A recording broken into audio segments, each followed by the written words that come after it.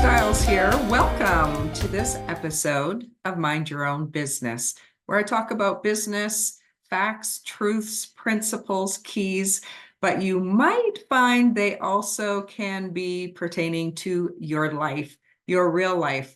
And on this episode, I have called it the Midas Touch because I have been thinking about that story and people's work-life balance and what we pursue. At least I will speak for North America, which is the money.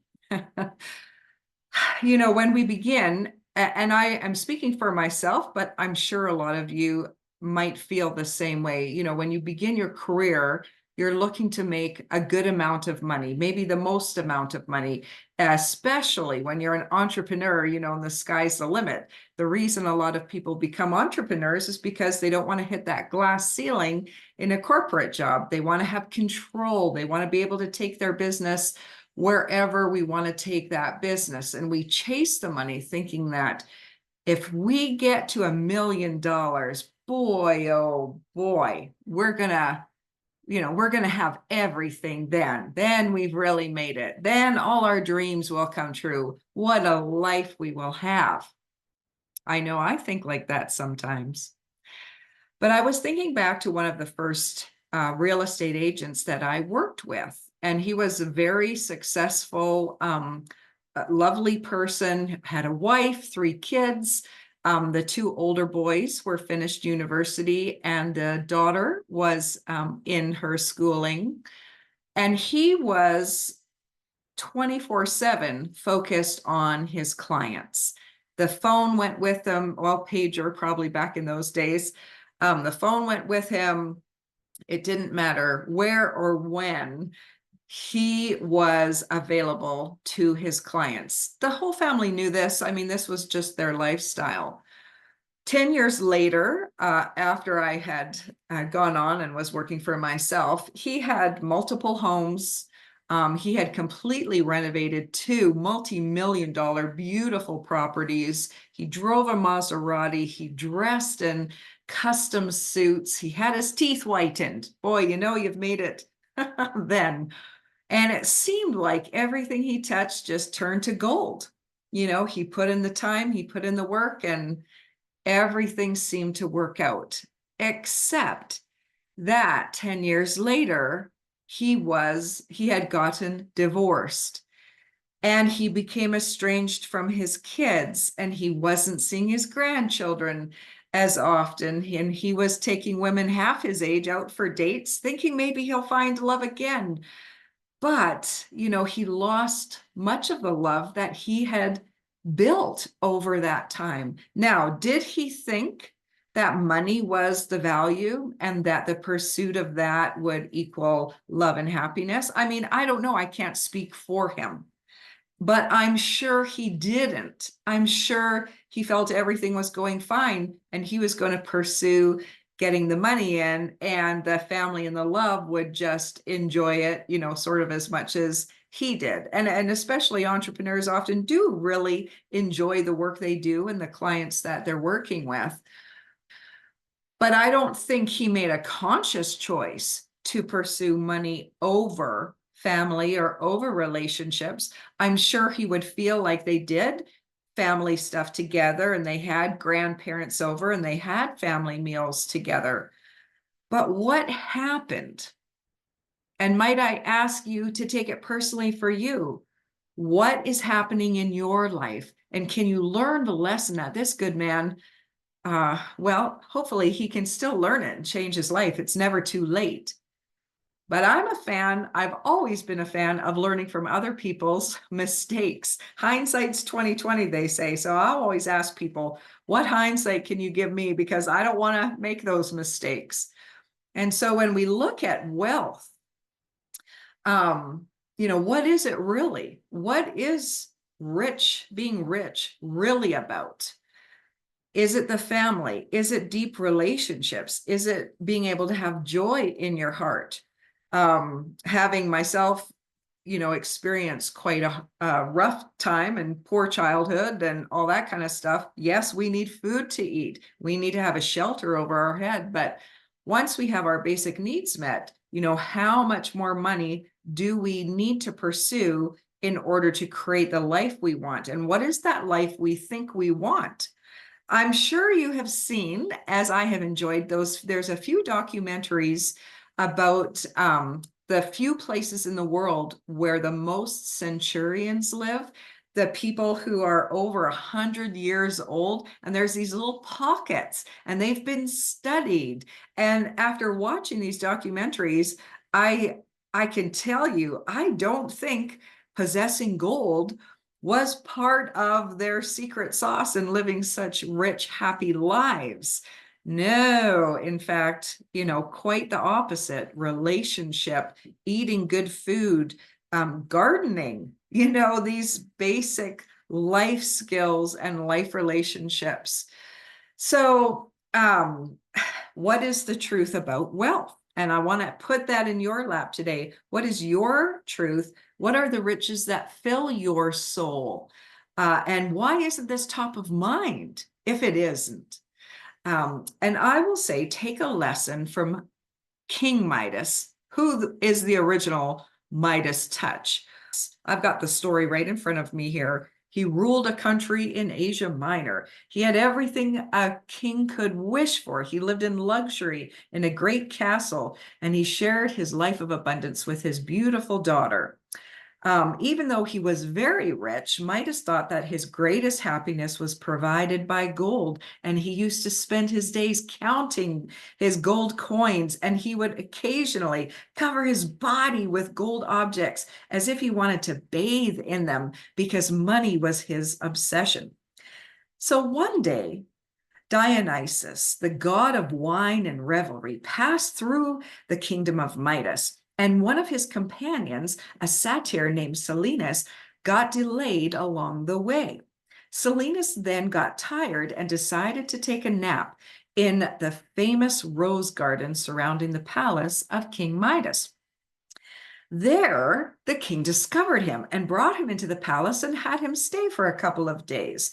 After that, Midas took him to Dionysus. The god of celebration and wine was very grateful to Midas for his kindness. He said, Midas, I will give you a wish. I will give you something that you wish for. So Midas thought for a while, and then he realized, I hope that everything I touch becomes gold. The god gave him a warning and asked him to reconsider, but you could not dissuade Midas. So Dionysus said, from tomorrow, the following day, everything you touch will turn to gold. So the next day, King Midas woke up and found that his wish had come true. He touched a small table, it turned to gold. He touched a mirror, it turned to gold. A chair, the carpet, a door, his bathtub. He ran all over the house, touching all these things until he was worn out and happy. And he sat down to have breakfast, and he picked up a rose to smell it and enjoy his good fortune. But the rose became gold. And then he went to eat a grape, and the grape became gold, and the bread and the water all became gold. Suddenly, he started to sense a little bit of fear. Oh my goodness, what have I wished for? Just then, his beautiful daughter entered the room, and she ran over to him and gave him a hug. And as he hugged her, she turned into a golden statue.